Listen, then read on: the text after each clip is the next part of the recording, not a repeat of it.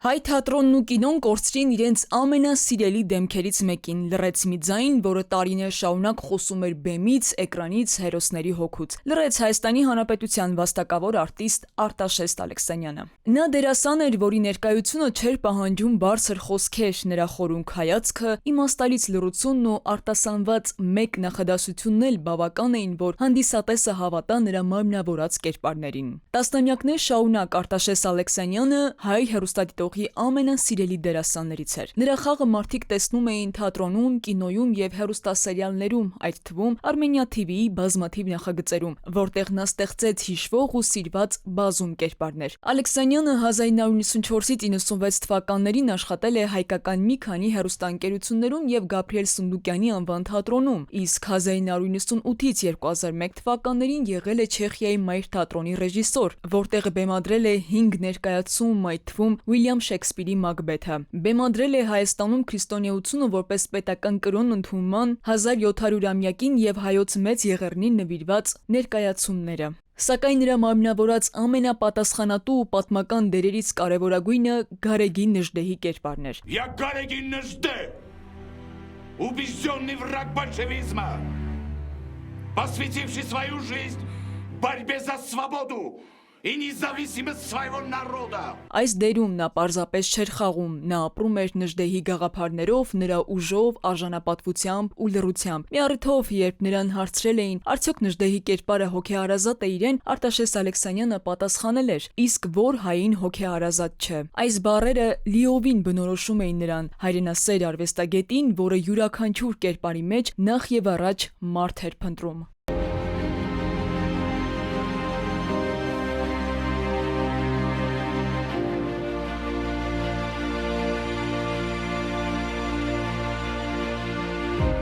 Հարցազրույցներում նա երբեք չէր սիրում բարձրագոչ խոսքեր ասել, ավելի շատ խոսում էր աշխատանքի, պատասխանատվության, արվեստի եւ ընտանիքի նկատմամբ սիրո մասին։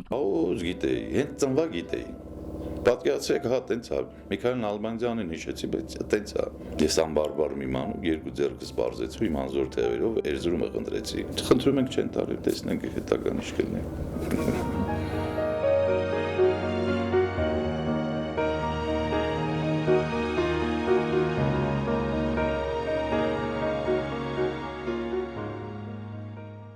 Գործընկերներն ասում էին, նա միշտ առաջիններից էր նկարահանման հրապարակում եւ հեռանում էր ամենավերջում։ Նրա համար դերասանի մասնագիտությունը կոչում էր առաքելություն, ոչ թե պարզապես աշխատանք։ Չնայած կերտած բացասական բազմաթիվ դերերին, կյանքում չափազանց բարի ու փխրուն մարդ էր, ասում են գործընկերները։ Գեր պրոֆեսիոնալ,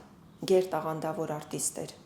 բայց նրա մեծությունը միայն արվեստով չէր չափվում։ Ազնիվ էր, պարզ, թեթև, ժողովրդական ու մարդկային հենց այդ հատկանիշներն էին, որ ավելի էին ընդգծում նրա մեծ անհատականությունն ու մարդ տեսակը։ Մարդկային բարձր արժեքներով օժտված մարդ էր, կարողանում էր ընկերություն անել, նաև կրտսեր սերնդի իր գոլեգաների հետ, իր խորհուրդներով, իր ուղղություն ցույց տալով, իր մարդկային